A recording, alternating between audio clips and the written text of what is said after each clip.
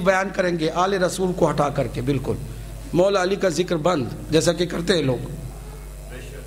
ایک چینل بھی عجیب و غریب کھلا ہے، محبت کی باتیں تو کرتا ہے لیکن صلو علی الحبیب اللہم صلی علی محمد، سٹاپ۔ یہ محبت ہے؟ ہر صلوات پر رسول اللہ کو اذیت پہنچائی جا رہی ہے، ہر صلوات پر خدا کی قسم وہ رسول اللہ کو اذیت پہنچا رہے ہیں، ہر صلوات پر کہ نام محمد کا لے کر پھر آل محمد کو ہٹا دیتے ہیں۔ یہ ظلم رسول اللہ پر کر رہے ہیں، حضور کو اذیت پہنچتی ہے اس سے کہ یہ کیا۔ اسی لیے ایک صحابی نے آ کے کہا یا رسول اللہ آپ نے مجھے نسخہ دیا تھا، میں دعا کرتا ہوں دعا میری قبول ہی نہیں ہوتی ہے۔ اس صحابی کو رسول اللہ جانتے تھے، میں نام نہیں لینا چاہتا یہاں، اور یہ بھی اہل سنت کی کتابوں سے میں پڑھ رہا ہوں کہ اس صحابی کو رسول اللہ نے فرمایا کہ جانتے ہو تمہاری پرابلم کیا ہے، تم میری محبت کی بات تو کرتے ہو لیکن آل رسول سے بغض رکھتے ہو، اس لیے تمہاری دعا قبول نہیں ہوتی، اس لیے تمہاری دعا قبول نہیں ہوتی۔ خدا کی قسم رسول اللہ صلی اللہ علیہ وسلم کی شفاعت آپ کے لیے حتمی ہے۔ کیوں؟ میں دلیل دینے جا رہا ہوں، اس پر توجہ کیجئے۔ جب کوئی آل رسول سے ہٹ کر خالی نبی کی نعت، ابھی دیکھیں نا نبی کا ابھی میلاد کے سلسلے شروع ہو رہے ہیں، ذکر ہوتا ہے، دائی حلیمہ کا ذکر ہوگا، مدینے کی گلیوں کا ذکر ہوگا، مدینے کے گلیوں کا بازاروں کا ذکر ہوگا، گنبد خضرا کی تعریفیں ہوں گی، رسول اللہ کے زلفوں کی بات ہوگی، رسول اللہ کی کملی کی بات ہوگی۔ جس نے رسول اللہ کو پالا فاطمہ بنت اسد کا کوئی ذکر نہیں ہوگا، جس نے رسول اللہ کو پروان چڑھایا حفاظت کی عمران ابو طالب کا ذکر نہیں ہوگا۔ رسول اللہ کو اس سے خوشی ہوگی؟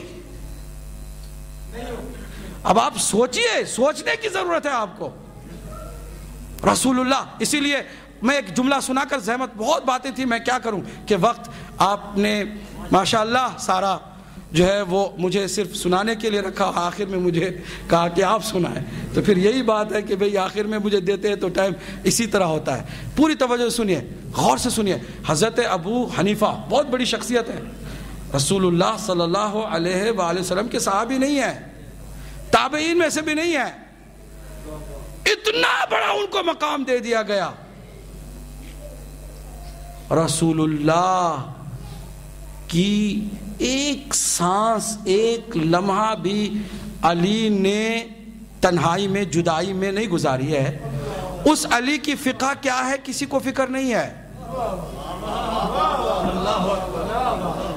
سوچنے والی بات ہے کہ نہیں ہے؟ کیوں؟ اس لیے کہ اس وقت کی حکومت نے امام جعفر کے مقابل میں ان کو کھڑا کیا، پروموٹ کیا، بس اس وجہ سے۔ امام جعفر صادق چونکہ ان کے استاد بھی ہیں،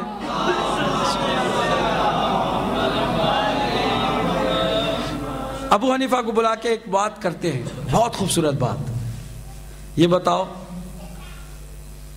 تم کو میں نے پڑھایا؟ کہا ہاں۔ تم نے سیکھا؟ کہا آپ سے نہیں، دوسروں سے بھی میں نے سیکھا۔ کہ پرابلم یہی ہے، صرف ہم سے سیکھتے تو بے وفا نہ ہوتے، تم نے دوسروں سے بھی سیکھا، ٹھیک ہے۔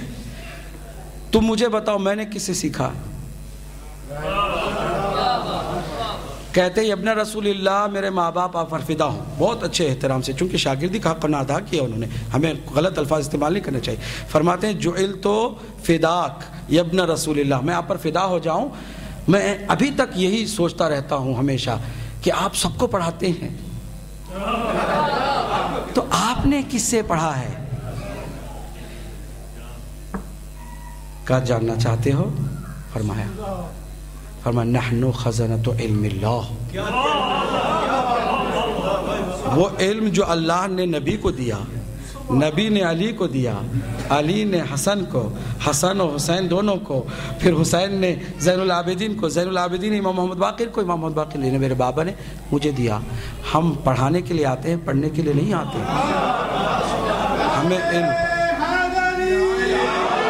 ہمیں علم وہاں سے ڈائریکٹ ملتا ہے، لیکن کیا کریں؟ جب ابو حنیفہ کے بارے میں سنا کہ وہ قیاس فرمانے لگے ہیں، امام نے خود بلایا، ڈانٹ سکتے تھے، استاد ہیں، شاگرد کے ساتھ وہ ہوتا ہے کہ تم قیاس کیوں کرتے ہو؟ کہا میں کیا کروں، جب میرے پاس کوئی ایسا مسئلہ آتا ہے جس کے حکم کو میں قرآن میں دیکھتا ہوں ملتا نہیں ہے، حدیث میں دیکھتا ہوں ملتا نہیں ہے، تو مجھے قیاس کرنا پڑتا ہے۔ کہا قیاس کی ضرورت نہیں ہے، اس لیے کہ سب سے پہلے ابلیس نے قیاس کیا تھا۔ قرآن و سنت میں کوئی ایسی بات نہ ملے سوال نہیں پیدا ہوتا ہے، ڈھونڈنے والے پر جاتا ہے کہ وہ ڈھونڈتا کیسے ہے۔ اگر کوئی بات نہ ملے تو میں کس لیے ہوں؟ میں وارث ہوں قرآن کا بھی اور سنت کا بھی، مجھ سے پوچھ لیا کرو۔ اگر رسول اللہ کے اس وارث سے ہی لیا جاتا تو آج دنیا میں اتنے فرقے ہوتے؟ انصاف سے بتائیے، نہیں ہوتے۔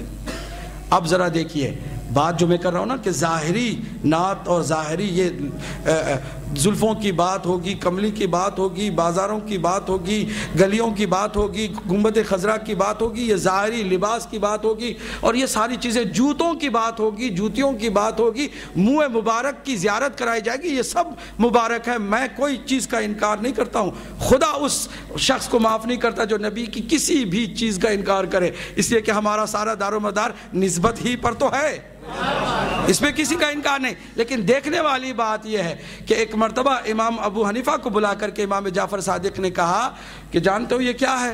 کہا کیا ہے؟ عصا ہے، لاٹھی ہے آپ کے ہاتھ میں۔ کہا یہ ایسی ویسی نہیں ہے، یہ رسول اللہ کی لاٹھی ہے۔ جیسے ہی کہا رسول اللہ کی لاٹھی ہے تو چھلانگ لگا کے چومنا شروع کیا۔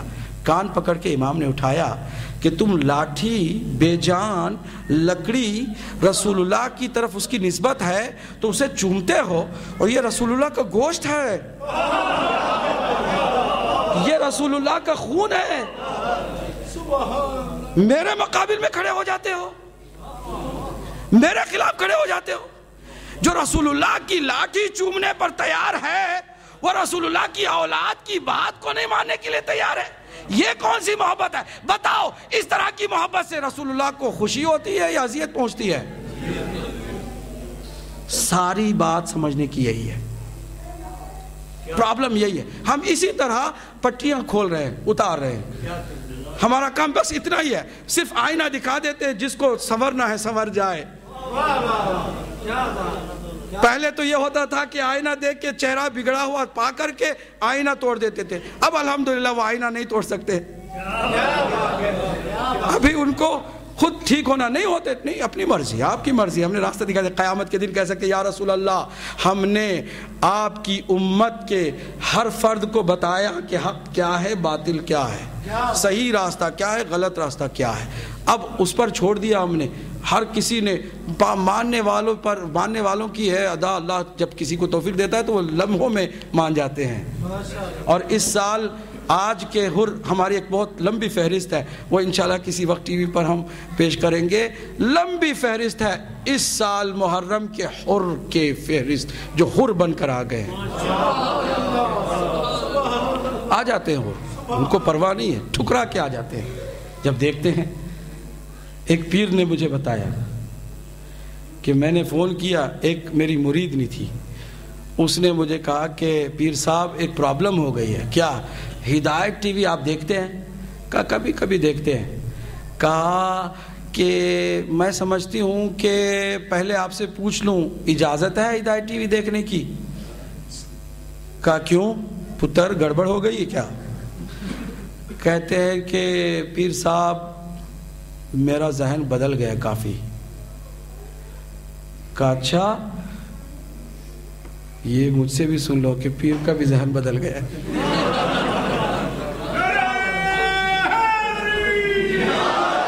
خدا کی قسم خود اس پیر نے مجھے ڈائریکٹ براہ راست کہا ہے، میں کسی تیسرے فرد کی بات نہیں کر رہا ہوں، اس پیر نے مجھے ڈائریکٹ کہا ہے کہ ایک مرید نے اس سے یہ کہا تو میں نے کہا کہ تمہارا پیر بھی بدل گیا ہے، اور کہا پتر عقل کو ٹھکانے لگانا ہو تو ہدایت ٹی وی دیکھا کرو۔ کہا اس پیر نے اپنے مریدوں سے کہا۔ کہنے کا مطلب یہ ہے کہ ہمارا بس اتنا ہی کام ہے، ٹائم زیادہ لے لیا ہم نے آپ کا، وہ جو باتیں کرنی تھی، میں چونکہ ربیع الاول کا مہینہ بھی شروع ہو گیا ہے اور گزشتہ دنوں وفات رسالت ماہ بھی ہے، حضور کی شان کل انشاءاللہ ہم بیان کریں گے، اور شان جو میں بیان کروں گا نا ہماری نگاہوں سے نہیں، میں جو حضور کی شان بیان کرنے جا رہا ہوں نا انشاءاللہ جو آئے گا اس کو اللہ جزائے خیر دے، جو نہیں آتا ہے اللہ اس کو توفیق دے۔ کل ہم جو حضور کی شان بیان کر رہے ہیں نا، زلفوں کی، گلیوں کی، یہ ساری باتیں ہماری اپنی ظاہری، چونکہ ہم ظاہری مادہ پرست خاکی لوگ ہیں، خاکی چیزوں کو ہی دیکھتے رہتے ہیں.